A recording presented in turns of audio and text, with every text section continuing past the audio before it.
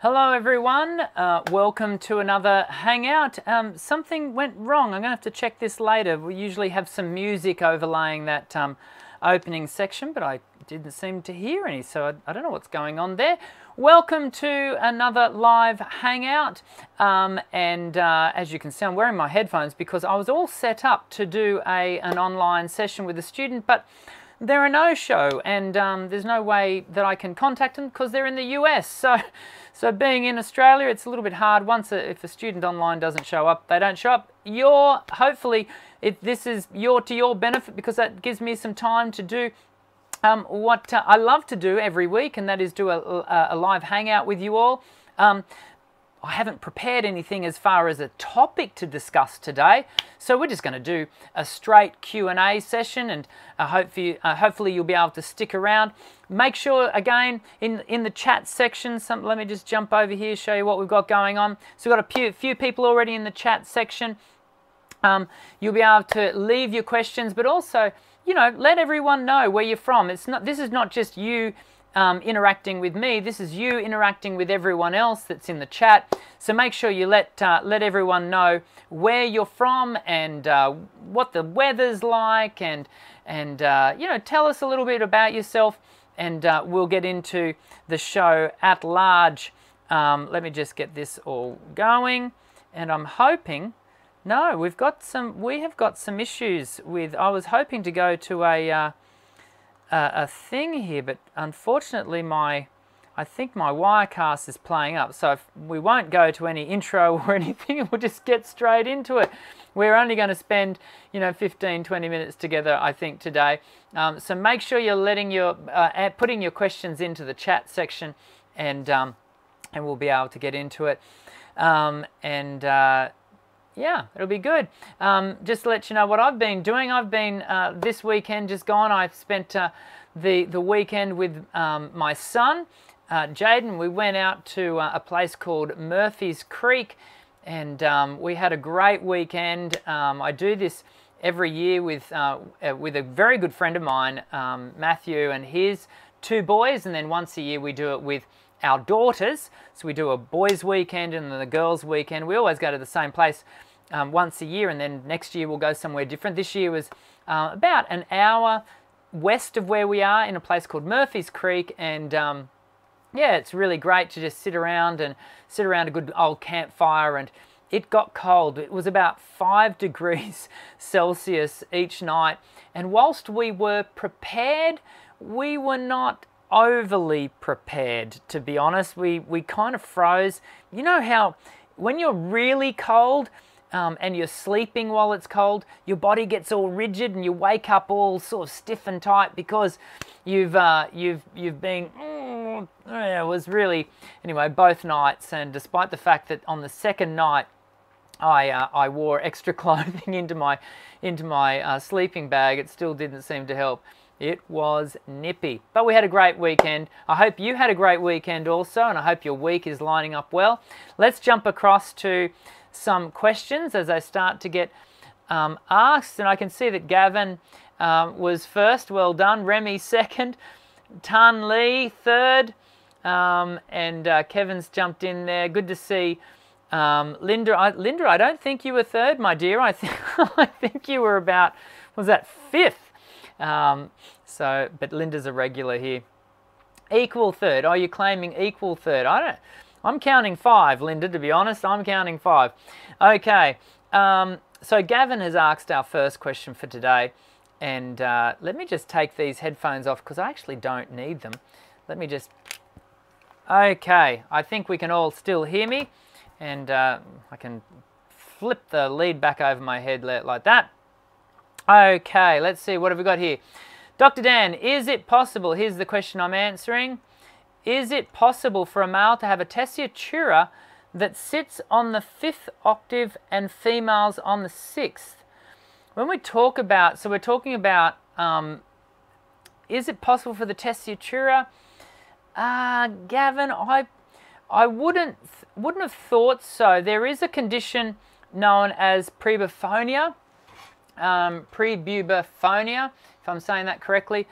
Basically, that is where a post-pubescent male voice will continue to operate the voice in a manner in keeping with his prepubescent sounds. So he continues with a male, with a fully formed male adult voice, which is 2.5 times for some males, 2.5 times to its, it's around about it's sometimes it can go 2.5 times to its original size.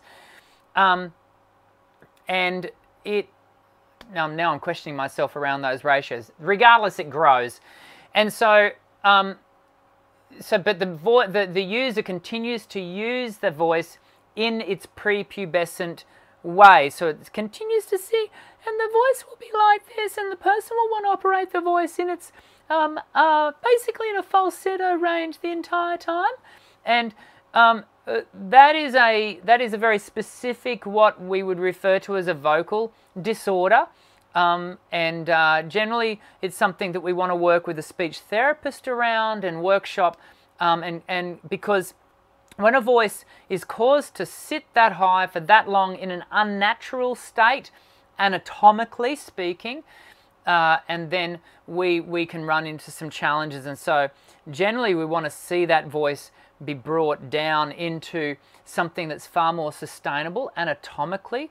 Of course there are other issues that surround that, gender, identity, etc., that typically need to be worked through with the individual, and sometimes it's a matter of reconciling what the individual, how the individual identifies sexually, and with their gender, and with how they want to use their voice, but wanting to make sure that they use their voice in a manner that is sustainable. So whether we can, say that fifth octave, females on the sixth, I hope that answers your question, Gavin, in some way.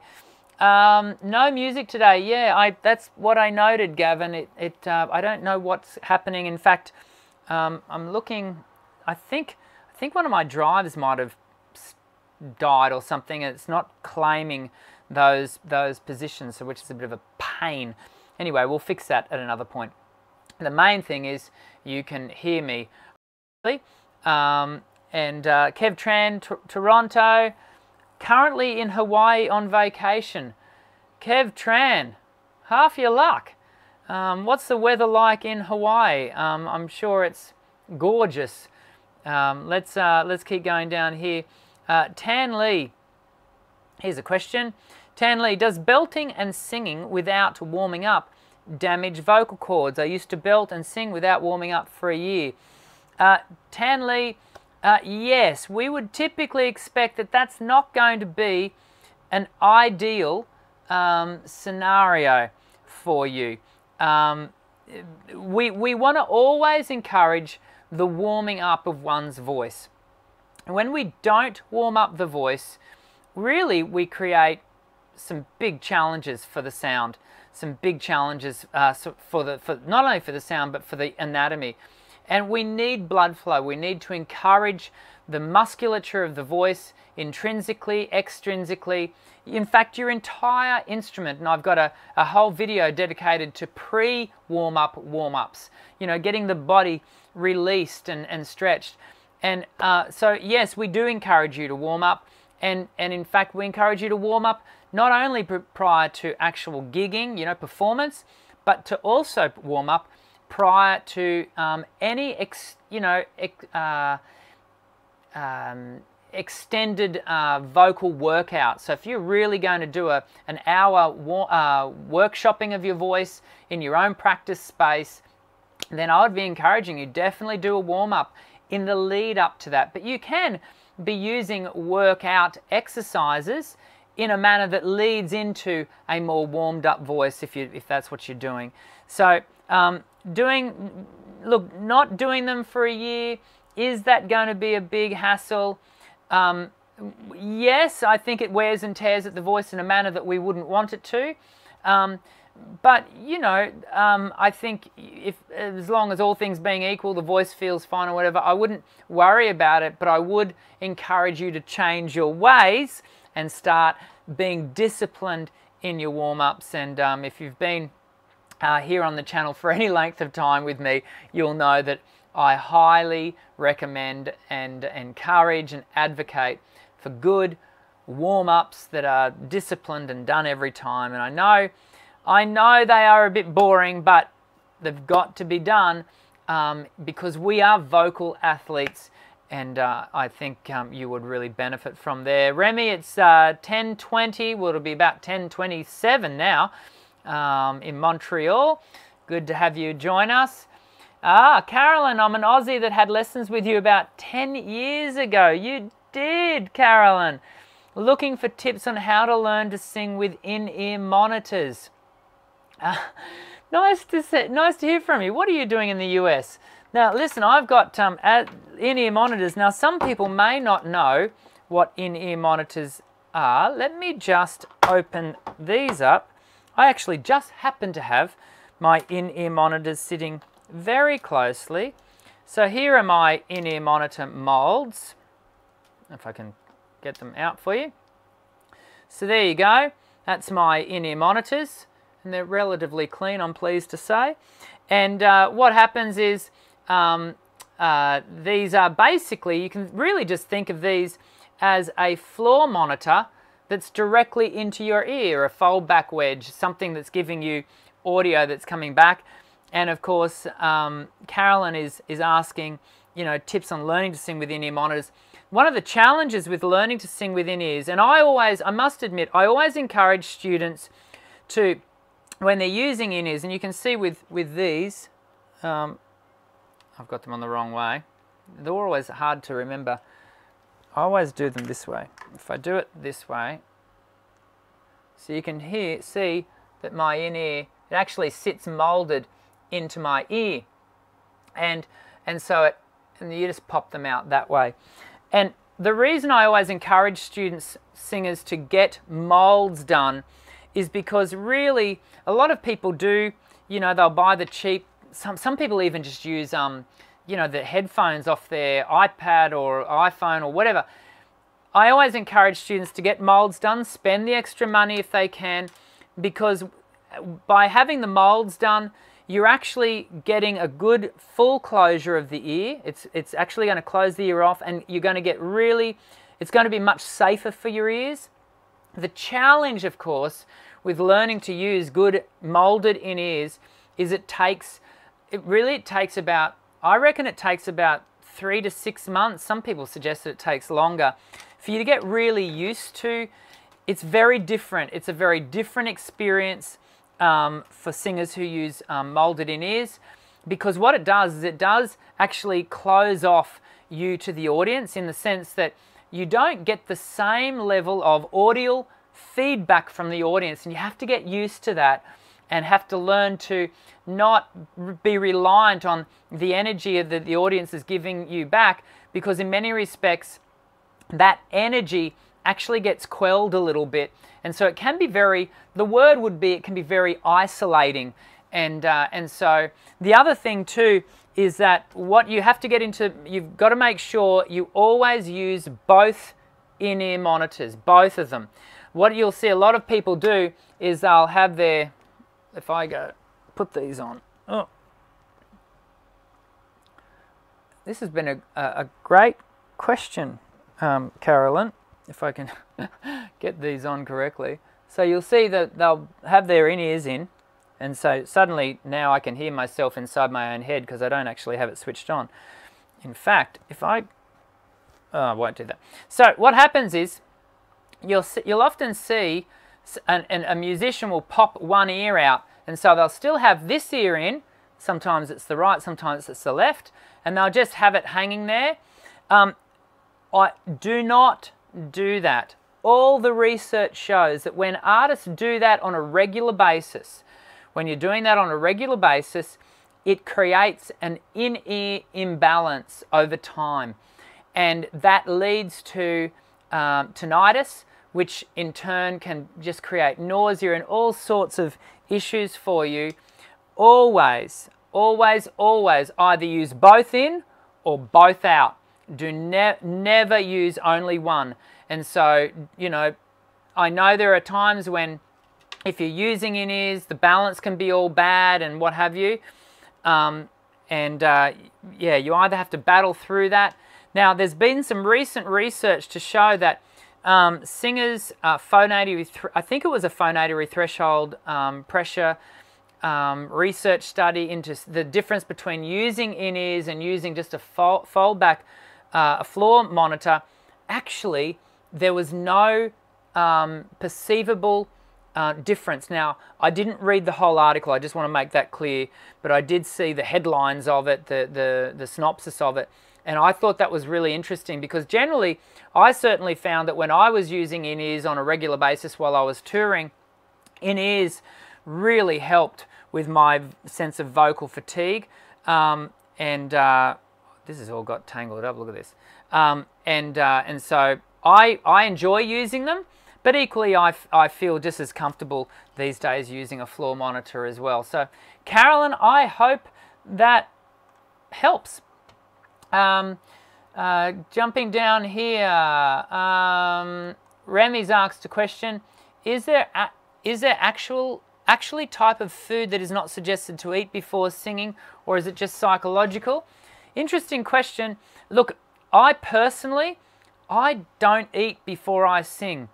It's partly a performance anxiety thing, but it's also partly driven by the fact that I don't like to have the heaviness of a full stomach. Remember, it takes 3 to 4 hours for the contents of your stomach to fully move into your upper intestine, your small intestine. So I don't like to have that sense of fullness in my tummy. And because jump over here and I'll show you. Because when your tummy is full, so your stomach is sitting about there, remember your diaphragm, for you to breathe well, needs to move down in order for you to breathe well. But if this is feeling full, then if there's more tightness, there's more to move, and the diaphragm is not going to want to move as efficiently or with a sense of freedom. And so I tend not to eat before I sing. That being said, some of you would be challenged in the area of things like sugars and what have you. And so that's not an instruction to not eat before you sing. I think we all have to find our own water balance with this.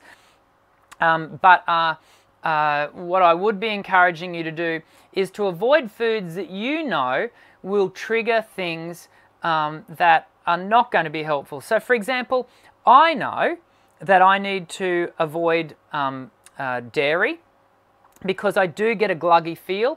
Again, the most recent research on dairy products for and its effect on mucosa throughout the vocal tract is that there is no detrimental effect, and that that's what the research shows. That being said, I know anecdotally in myself and in others that I've observed, we all do tend to feel, some of us really feel gluggy after any dairy, so I avoid dairy. Avoid highly acidic foods, and I tend to avoid coffee for that very reason, immediately before I sing. And for those of you who have been here on the channel for long enough, you know that I'm a coffee lover. Double shot flat white is my order, but I avoid that immediately before I sing. So there's a range of things, and you really need to work this out for yourself. But again, I personally don't eat immediately before I sing, which often means that I'm having to eat, you know, late, which means then I've got to go to bed later because I don't want to be going to bed on a full stomach, and you know, there are some certain challenges that arise.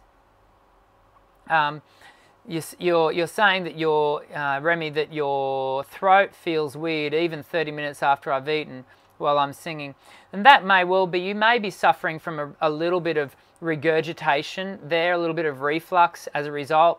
And so if you're experiencing that, then you know the easiest solution is to avoid eating immediately before you sing. Bryna, question, I'm a 14-year-old girl. Hello, Bryna. Nice to have you join us today. And I can barely hit up to A4 in chest voice, usually, occasionally B flat 4. Am I doing something wrong? No, Bryna, you are 14 years of age and it takes time.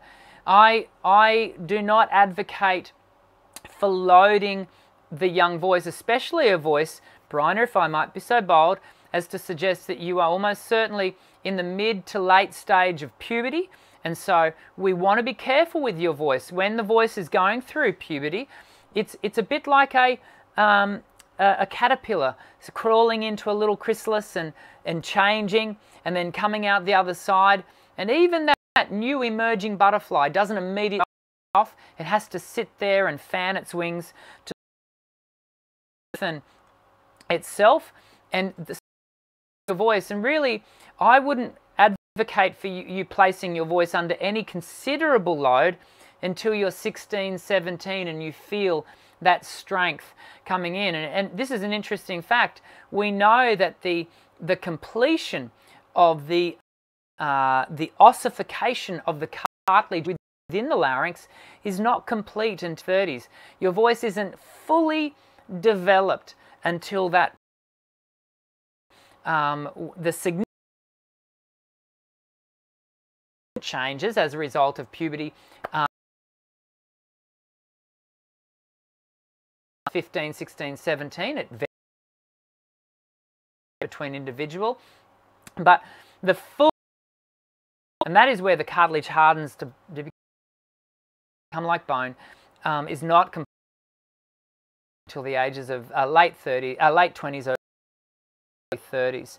So, Bryna, you just need to be.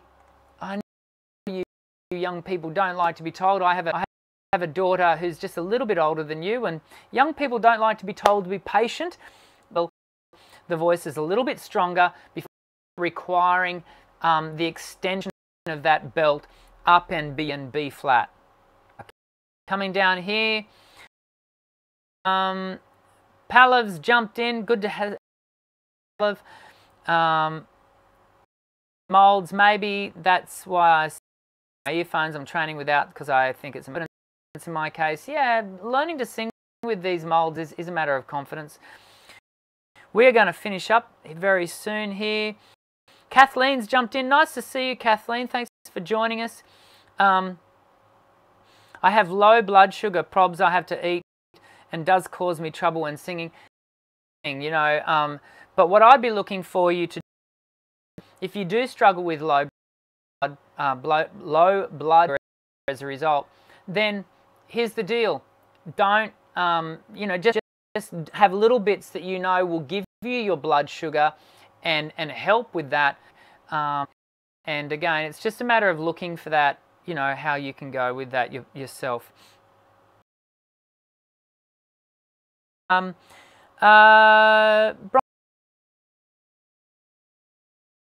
glad that was inspiration. That's the whole reason we do. Thank you. So Carolyn has just said, find it so weird because it feels like I'm singing, working with the molds, very isolating. Simply, it's a matter of getting used to it. Time. I think we're going to wrap it up because whilst I've got a new student starting with me in just a few moments. I hope you've enjoyed today's live session.